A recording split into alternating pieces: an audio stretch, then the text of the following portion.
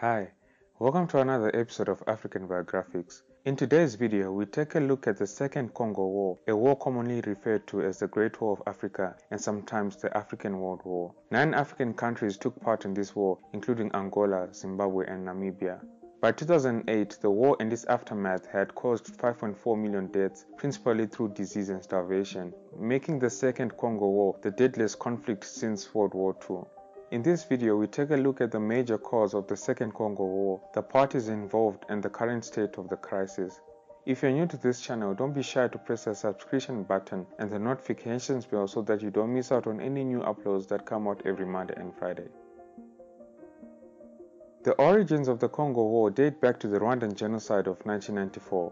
In the genocide, the Hutus led mass killings of the Tutsis and pro-peace Hutus, murdering 800,000 people in approximately 100 days.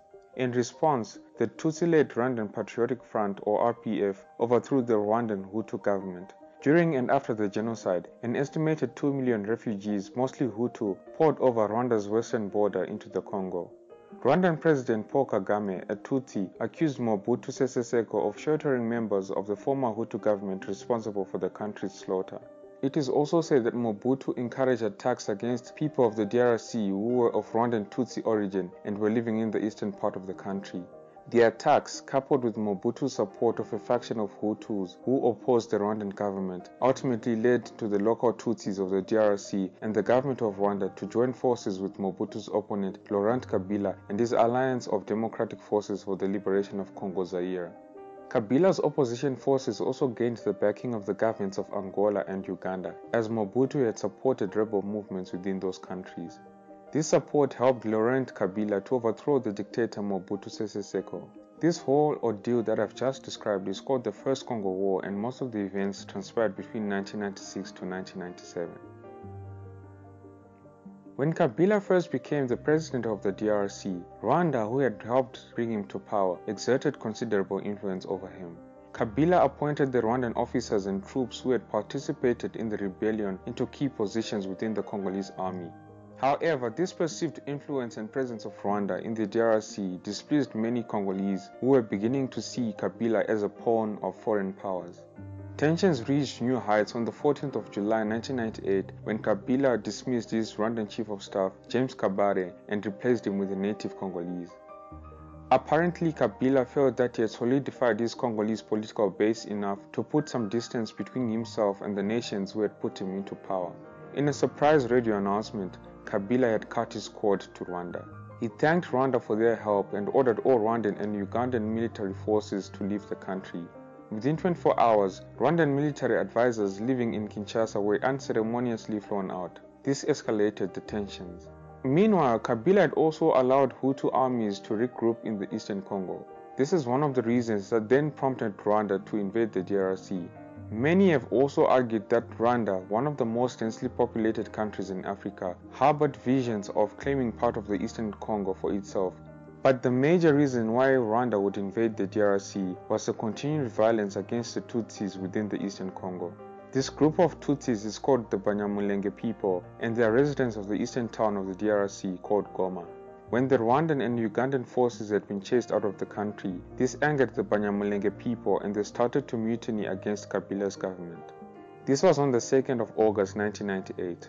Rwanda offered immediate assistance to the Banyamulenge, and early in August, a war-armed rebel group, the Rally for Congolese Democracy, composed primarily by the Banyamulenge and backed by Rwanda and Uganda, had emerged. Burundi also joined in to support these countries. The rebellion marked the start of what became a devastating 5-year civil war that drew in several countries. By the end of 1998, the rebels, backed by the Ugandan and Rwandan governments, controlled roughly 1/3 of the country. This group began to dominate the resource-rich eastern provinces and based its operations in the city of Goma. To help remove the occupying Rwandans, President Kabila enlisted the aid of the Hutu militants in eastern Congo and began to agitate public opinion against the Tutsis, resulting in several public lynchings in the streets of Kinshasa. The Rwandan forces made quick strides in eastern Congo, but rather than progress through the country, they tried to simply oust Kabila by flying men and arms to an airport near the capital, Kinshasa. Their plan had a chance of succeeding, but Kabila received much-needed foreign aid at the 11th hour. Namibia, Zimbabwe and Angola all quickly threw their support behind the Kabila government after a meeting in the Zimbabwean capital of Harare on 19 August 1998. In Zimbabwe's case, President Robert Mugabe was the most ardent supporter of the intervention on Kabila's behalf and was lured by Congo's rich natural resources. It is alleged that Zimbabwe was motivated by their recent investments in Congolese mines and the contracts that they had secured from Kabila's government.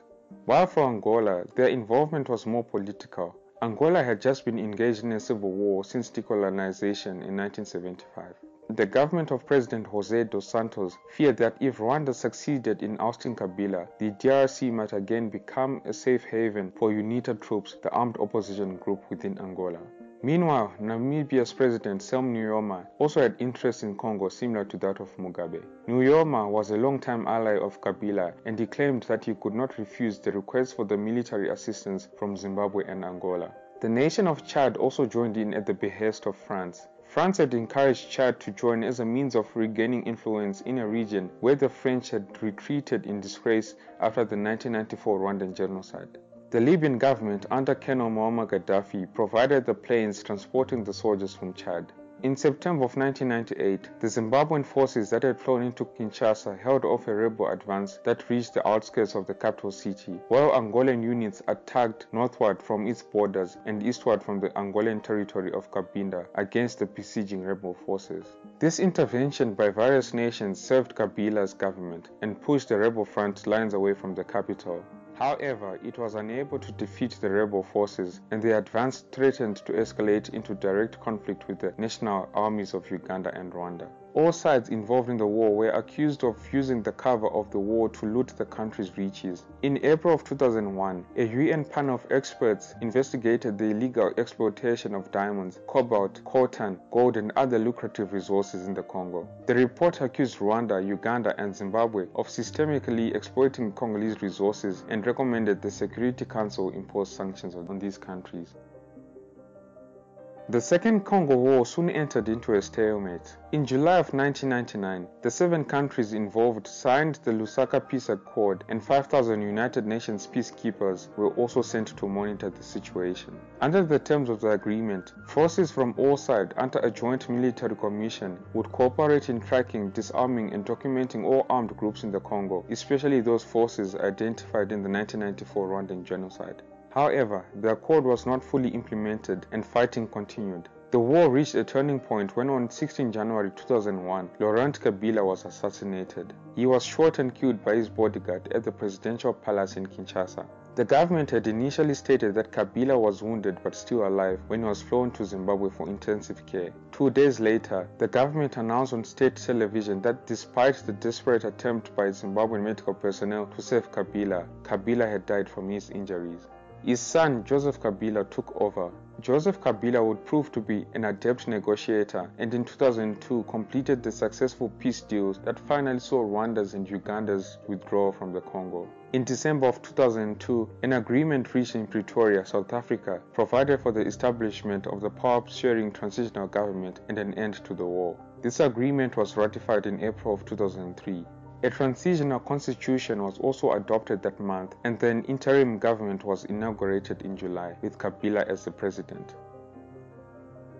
Although the civil war was technically over after all these accords, the country was devastated.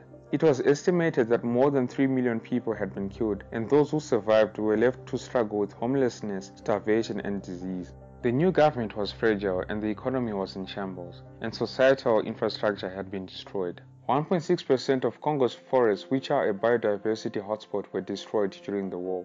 Although the war was declared over in 2003, the eastern part of the country continues to be unstable, but not at the levels that were seen during the peak of the war. With international assistance, Kabila was able to make considerable progress towards reforming the economy and began the work of rebuilding the country, and these efforts are still continuing today under the new president, President Felix Tshisekedi. Alright, that's a lot of information for today. Thank you for making it this far. Remember to like and share the video if you enjoyed it. This has been Tatenda for African Biographics. Until next time, cheers. Have a good one.